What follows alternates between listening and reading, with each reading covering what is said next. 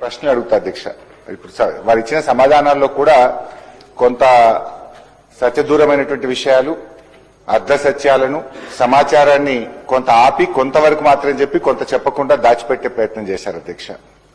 First question అధ్యక్ష, ఈ బియ్యం ఫిలిప్పైన్ కు ఇతర దేశాలకు ఎగుమతి చేయడానికి మీరు ఎవరైనా ఒక అడ్వైజర్ ను పెట్టుకున్నారా?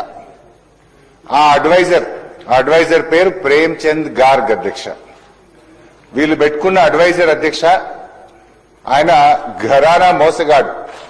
సిబిఐ, ఈడీ కేసుల్లో ఇప్పటికే అరెస్ట్ అయి జైలుకు పోయి వచ్చినటువంటి వ్యక్తి. అనేక ఈడీ, సిబిఐ కేసులు ఎదుర్కొంటున్నటువంటి ప్రేమ్ చంద్ గార్గ్ ను బియ్యం విదేశాలకు ఎగుమతి చేయడానికి మీరు అడ్వైజర్ గా పెట్టుకున్నారా? పెట్టుకుంటే ఆయన ఇప్పుడు ఎక్కడున్నాడు? ఆయన పనిచేస్తున్నాడా? మరి ఆయన ఒకవేళ తొలగించారా? ఉన్నాడా? తొలగిస్తే ఎందుకు తొలగించారో సమాధానం చెప్పండి. నంబర్ 1. నంబర్ 2 అధ్యక్ష, వీళ్ళు ఎంఓయూ చేసుకున్నది 10 లక్షల మెట్రిక్ టన్నులు పంపడానికి ఎంఓయూ చేసుకున్నారు. 1 లక్ష మెట్రిక్ టన్నులు అగ్రిమెంట్ చేసుకున్నారు అధ్యక్ష.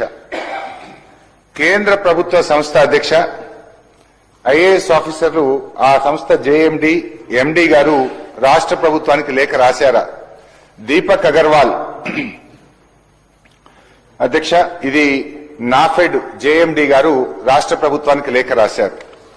అదేవిధంగా మరొక లేఖ కూడా నాఫెడ్ ఎండి గారు కూడా రాష్ట్ర ప్రభుత్వానికి లేఖ రాశారు.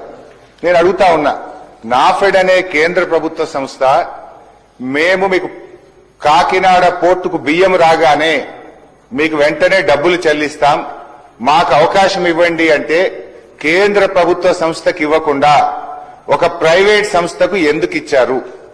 ఈ బియ్యం ఎగుమతి కోసం మీరు ఏమైనా టెండర్లు పిలిచారా? ఎక్స్ప్రెషన్ ఆఫ్ ఇంట్రెస్ట్ పిలిచారా? లేదు, నామినేటెడ్ బేసిస్ లో ప్రభుత్వ రంగ సంస్థ అడుగుతుండగా కూడా ప్రభుత్వ రంగ సంస్థకు అవకాశం ఇవ్వకుండా ఆ ప్రైవేట్ సంస్థకు ఎందుకు ఇవ్వవలసి వచ్చిందో మంత్రి గారు సమాధానం చెప్పాలి అధ్యక్ష. 3వది అధ్యక్ష, ఇప్పుడు 22,500 ఎగుమతి చేశామన్నారు. మరొక 7,500 మెట్రిక్ టన్నులు 1 సంవత్సరం నుంచి కాకినాడ పోర్టులో పడి ఉన్నాయి. మరి ఆ కాకినాడ పోర్టులో ఏడాది నుంచి బియ్యం ఉంటాయి అధ్యక్ష? ముక్కిపోతాయి, పురుగులు పట్టిపోయినాయి.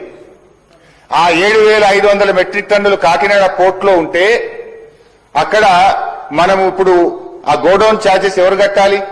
రాష్ట్ర ప్రభుత్వం కట్టాలి. వీళ్ళ అగ్రిమెంట్ కూడా తప్పు ఉన్నది. ఇవాళ వీళ్ళే షిప్పులో ఎక్కించి అక్కడ చేరుకునేదాకా వీళ్ళే బాధ్యత తీసుకున్నారు. ఇప్పుడు 7,500 మెట్రిక్ టన్నులు కాకినాడ పోర్టులో ఉన్నది వాస్తవమా కాదా?